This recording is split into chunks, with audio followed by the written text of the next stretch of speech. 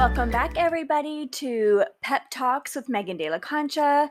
That's me. I'm Megan. And today I want to talk about your story and why it matters. And people often get confused as to, well, what do you mean, my story? It's not just a moment in life. Your story is your entire life.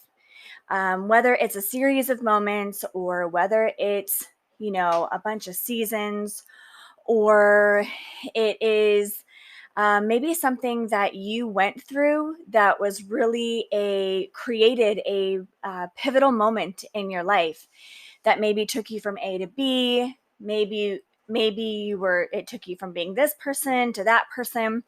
Kind of one of those aha moments. That were either, really challenging, a big struggle in your life that you, really had to persevere through. And unfortunately, most of the time it's the latter. It is a really tough situation in our life, maybe a childhood, maybe a horrible, toxic relationship or a friendship, or sometimes, our relationships to our parents or a loved one.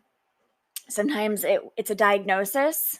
Sometimes it's a death of a close friend or a family member. And a lot of times it's also just maybe our personal journey.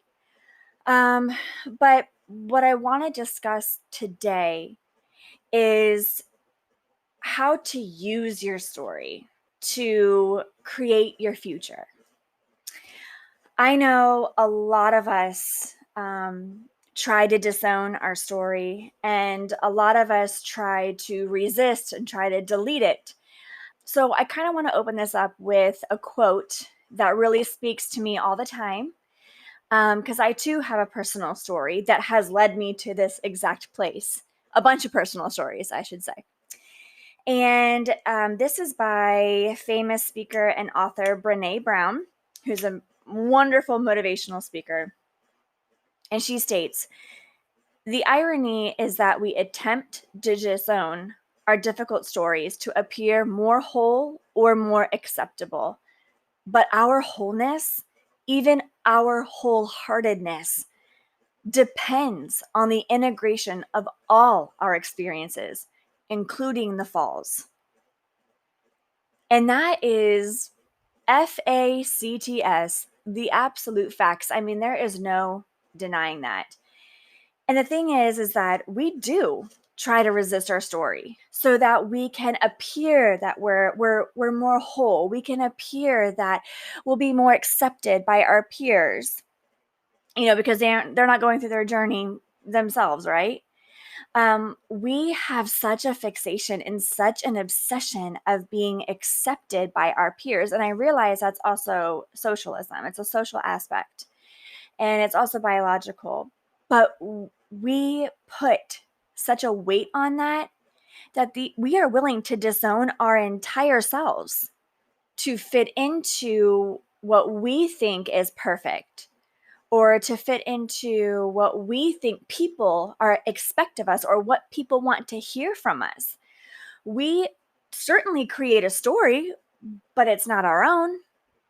And a part of it is because we try so hard to run from the story that we have, to run from our childhood, to run from our past, instead of turning back around and facing that and facing our fear, because it does scare us to death. That's why we work so hard to delete it from our past.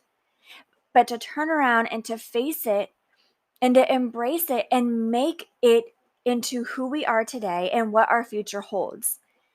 Your story is not you, but it's a part of all the seasons. It's a part of all the moments that have brought you to where you are today.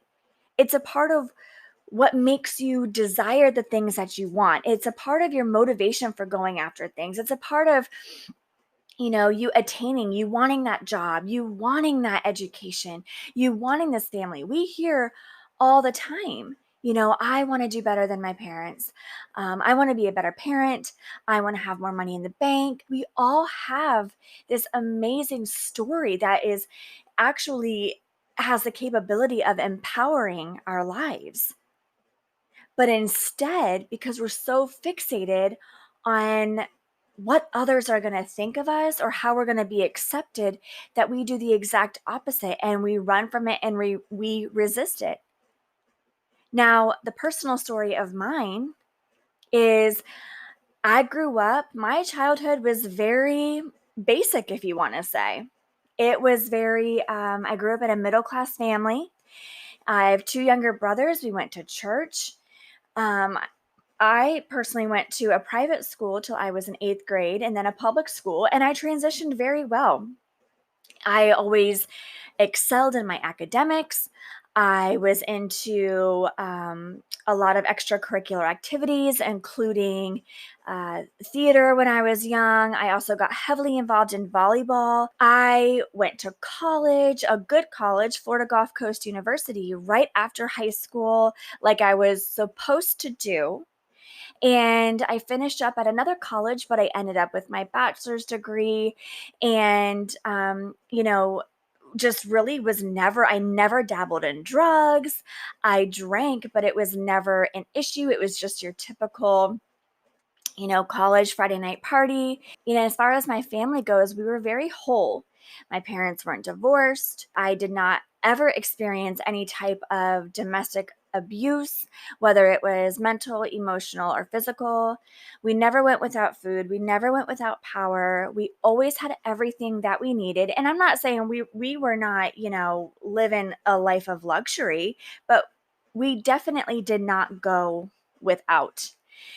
And my parents were very loving. I don't have daddy issues. I don't have mommy issues. In fact, I have a great relationship, and I had a great relationship with them growing up. I never went through the typical teen years with my mom where I rebelled and wanted to do, everything that they told me not to do and sneaking out and all this stuff. I never really experienced any of that. So when I got into my 20s and I found myself smack dab in the middle of an abusive relationship that I was not aware that's what I was in at the time. I was with a narcissist, and if any of you have experience with narcissism, you understand that it is a very, very manipulative personality, and they are very good at honing in on your weaknesses and knowing what to say, when to say it to win you over. And then they take the very same thing that, won you over, and they start to just dismantle your entire being, your entire thought process, your entire brain. I mean, literally, physically, your brain is rewired due to the manipulative efforts of gaslighting, making you feel crazy, making you feel like you're unwanted, you're unlovable, you are nothing, you need them like food and water. And they dismantle your relationships with your friends and your family single-handedly, and you don't know that this is happening really until you're too deep into it. And then even then you don't know the entire extent until you're out of it. So going through all of this, the reason why my friends and family never knew is, number one, abuse is silent. And number two, I was so ashamed and guilty that me at the time, Megan McElwain, and everything I stood for and everything I grew up to learn and to be was allowing this to happen in my life. How did I find myself here? And I was, overwhelmed with shame and guilt. And then when I got out of that situation, when I finally got out of that toxic situation, it was so hard to tell my parents the truth of what was going on. It was so hard to tell specific friends because I was so ashamed. I felt like such a loser. I felt like just my peers were going to look at me like, oh my God, you are trash. I can't believe you were so weak. I can't believe you were so insecure that you let somebody treat you like that for how many years? And so, because of the shame that I felt of my past, I spent a really long time resisting it. The only person I would talk to about it would literally be my therapist. And there was a period of time where I felt really empowered about sharing my story. But then the looming sense of that people weren't going to accept me, or people were going to judge me or look at me differently, came back tenfold. And so again, I worked even harder to resist. I worked harder to delete. I didn't want to talk about it. And I felt, I masked it with, well, I'm a different person now. I've healed from that. I am healing from that. I just don't want to talk about it. I just want to cut that part out of my life, and I want to move forward with the new me. And I want to focus on all the great and amazing and wonderful things that I'm doing now. There's no reason to bring up that past. There's no reason. It never existed. And it was still because out of the guilt and out of the shame. And it was still out of, I felt that I was such a different person. And I was more confident. I was healing. I was more resilient. I was, stronger. I was such a totally different person that I didn't want anybody to know about the other person that was on the other side. So I resisted with all of my might. I resisted with all of my strength. And I still felt trapped by my past. No matter how many times I told myself, it's over, it's done with, the past it does not define you, it's not who you are. I took that as, forget your past. Forget it and don't talk about it and shut up about it, because nobody needs to know. That is your story. That's just for you to know. You know what you went through. You know who you are today. Nobody else needs to know that. No one else needs to know the crap that you went through, or the double life you were living, or what you were doing, the self-medicating to cope with the toxic situation you were in. No one needs to know the details of how you were treated, how you were scared for your life, how you would lock yourself in your room with your child because you were so scared of what was going to happen, how you sat in a daze, how you were 100 pounds at one point when you broke free of that situation because you weren't eating or drinking. You were so stressed out. The times you cried yourself to sleep, the times you were literally you were physically throwing up and shaking because you were so anxious and scared of the environment that you were in. No one needs to know that. You are and this is me talking to myself, you are a Christian girl that grew up in a wholesome family full of love. There's no reason you never experienced any type of drinking abuse or alcohol abuse, drug abuse, physical abuse, any of that stuff. You didn't live in poverty. You went to a good Christian school.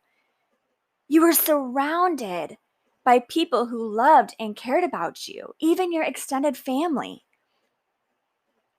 So that's who you are. No one needs to know that you fell into this deep pit for so long. All they need to know is who you are now. That's what matters. Don't tell them your story. That was a narrative that I played in my head for the longest time. And I was still trapped. No matter how hard, it was like pushing against a rubber band. You get far, or you think that you do, and then something happens and it snaps you right back. And I started to get to the point where I just started to surrender to the fact that I need to tell my story. Because a lot of my actions and a lot of things that, still sometimes trigger me to this day, even though I know how to handle them correctly because of therapy and because of the work I've done on myself, it doesn't mean that those necessarily all go away. It doesn't. The scar is still there. But I had to surrender to my story, and I had to open up about it so that, for instance, sometimes in the ways I would react to my husband, to him, he'd be like, I don't understand why this is such a big deal. But it was a big deal to me because it was triggering something. So in order for us to effectively communicate, I had to open up to him about my story, about my past. Because I realized I love him and I wanted this relationship to work, where in the past, these things ruined friendships and dismantled other relationships in my life because I wasn't talking about me. I wasn't showing up as my entire wholesome self, like Brené Brown says. I was trying to delete something out of my life to appear whole, but by doing that, I wasn't allowing myself to show up in an authentic way, in the way that people needed me to show up. Because once I started telling my story, I'm not kidding you. I'm not kidding you. In a matter of 8 hours, and I will remember this so clear, 3 women who I told my story to, and one of them happened to just be a lady I sat down with at the bank because I was changing an account or I was opening an account. I can't remember, but it was one of those things where I had to actually, you have to go make an appointment or you have to sit with somebody in their office and it can't be done at the teller. And I don't even know how we got on the subject. All I know is she just broke down crying and she said, I'm in that place that you were in. How did you get out? I'm scared. How did you get out? And this woman worked at a bank. She had a suit on. Her hair done, her makeup done, her nails done. You would have never known the inner turmoil of what she went home to every day. And we exchanged numbers and we talked and we talked and we talked and we talked. And I realized, holy cow, there are so many people who are living the exact same experience or who are in such a toxic situation that I am or that I was living. I need to speak up because I know that there's a way out. I'm on the other side of that. I'm still healing and I'm still growing. But I have got to tell these people, I've got to tell these women that you can do this and you can succeed and you can thrive more than you think that you can. And it's all in your head. And I understand the paralyzing fear that you have where you feel like you can't move, or where you feel like if you even think about leaving this toxic situation, my God, the repercussions that may happen on you or the repercussions that may happen to your children. So it's a lot easier to stay. And I needed to speak out and say, that is not the truth. That is not the truth. That is not the truth. I couldn't keep quiet anymore and let these women sit and fester in these situations and just let their entire being just crumble to the ground. And you know what I felt like? You know what it reminded me of?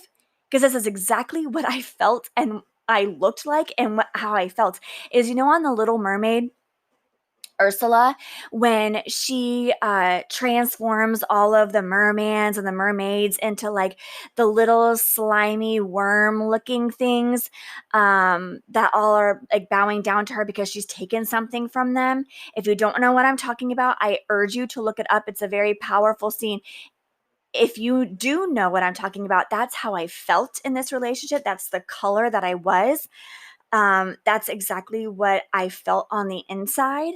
Scared and little and very unpowerful and weak and ugly. And I let this other person have all the power when in fact they do not. It's just a mirage. But I had to open up my story. I had to tell people, I can't keep quiet anymore. Because then I become a part of the problem.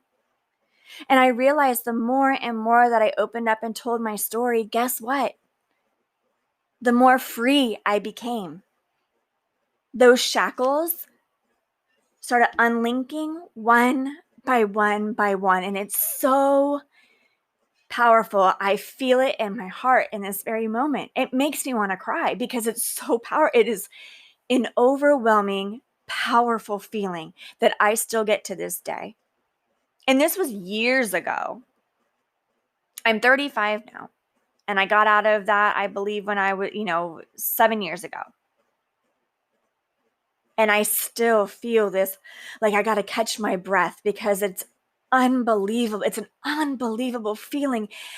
And I just am so passionate about it. And I am just so convicted in my message that I wish I could just take every woman and I wish I could swap places with them and say, here, you stand over here for a minute. I'm going to get you out this situation because I know what it's like to breathe on the other side. I know what it's like to actually wake up and be like, oh my God, I'm awake and I'm not in danger and I'm not in fear for my life and I'm not anxious about what's going to happen. I'm not walking on eggshells and I'm not watching my words and I'm not literally shaking with everything I do, just hoping I do everything right so that this person doesn't get mad at me. I know that feeling and I want to open up and let every single person know. And it doesn't even have to be a toxic relationship. It could be a toxic situation that you're in, a work situation, a friend situation, parents, just a relationship with yourself that can be toxic too. There is another side to it. And I became free when I started claiming my story. It didn't make me, because if my story was me, I'd still be that little, wormy thing in The Little Mermaid. That's exactly what I'd be, just slamming around, giving everybody else the power. But I became free and I no longer have to fear somebody else trying to find or finding out about my past and then wondering, how am I going to cover it up? How am I going to downplay it? God forbid they know what I used to live in. God forbid they know really the house that I was in, the dirt, the grime, money in the red. God forbid they knew anything about my life. I was so full of shame. I was so full of guilt. I don't have to fear that anymore. In fact, I speak on it. I'm the first one to say, before you can even come at me and say, well, yeah, but you used to be like this. Yes, ma'am, I was. And thank God too, because you know what? I would not be here where I am right now sitting in front of you if it were not for that season in my life. Would I ever want to go through it? Hell to the no. But if it was the only way to get back to here, to the husband I have, to the person I am, to the mother I am, to my job, to my career, to my education, to sitting in front of you, talking to you, then yes, sign me up. I would do it again. Because if that purpose of my story, that's no longer my story, it no longer serves me. If that's now meant to serve you and is a message for you, then heck yeah. I'm going to say it over and over and over again. And you know what? I know already there are people that are listening to this podcast who know who I'm talking about and I'm probably hating right now. Like, how dare she? I can't believe she's saying this about that person, about him, about that. You know what? That's fine. I'm going to ruffle feathers, but guess what? That's the truth. And I'm not hiding it anymore. I don't care what the other person says. I don't care, because I saw a quote today as well that said, when a person can no longer control you, they try to control how other people see you or what they think about you. And that right there is literally a narcissist motto. And I tried to fight so hard to get my truth out. And I had to stop it. This was at the very beginning, because I had to understand, I don't care what you think about me. My truth is my truth. If you want to believe it or not, I really don't care. But my truth is my truth, and it's speaking to somebody out there that needs to hear it from me. I can no longer sit in silence. And that's one of the bigger pictures here, that it goes beyond me. It's not for me anymore. This isn't about me. This is about you and me serving you, or somebody that you know, or just serving women and men. I can't hold it to myself. God didn't let me go through what I went through to just sit here and be like, hey guys, what's up? Yep, Megan. Okay, cool. Absolutely not. I was unfulfilled. I felt unfulfilled until I realized my purpose is to share this story and to grow from it and to not only empower myself with the truth, but to empower others and say, use that. You got to show up. This is how you become your most authentic self. This is how you have genuine moments. This is how you cultivate relationships that are meaningful and that are long lasting because you're showing up in all your intensity and you're connecting with people. And it's not just surface level stuff that you're talking about. And your friendships aren't shallow to where you really don't care if they come or go. This is how you become confident enough to get rid and you recognize in a snap of a finger, I know exactly the type of person that you are. Girl, guy, boss, teacher, coworker. And you immediately go to work and say, no, I know better. Absolutely not. You're not going to get me. Not today. I know the boundaries I need to set. I know who I am. And I know how to protect myself from this type of toxic situation, physically and mentally. When you open up and you express your truth and you claim your truth, nobody can come at you with anything. Isn't that such an amazing feeling? For those of you who are driving around or sitting and listening to this and saying, God, I just, I'm dating this new guy and I just really don't want him to find out about, the situation I was in the past or who I was or what I used to do or, even drug use or this or that. I'm ashamed of it. I'm guilty of it. And then someone comes along and says, hey, so-and-so, did you know that your girlfriend used to be a drug addict? She used to do this. She used to do that. She used to be this type of person. She used to be wild and crazy and la, la, la, la, la. Before they even have a chance to do that, you can turn around and say, oh my God, yes, I was. Yes, I was. And look at me now. That's your truth. That's your power. That's how you take your power back is you claim it and say, you can say whatever you want about me to whoever you want about me. I'm not going to sit here and deny it. Yes, I was that person. Yes, I went through that and it was crappy and it was hard. But let me tell you who I am today. Come on, let's sit down. Let me buy you a coffee and tell you about myself. So stop turning around in the opposite direction and resist your past because of shame and guilt and the sadness that you feel, and turn to it and claim it and use it for your power.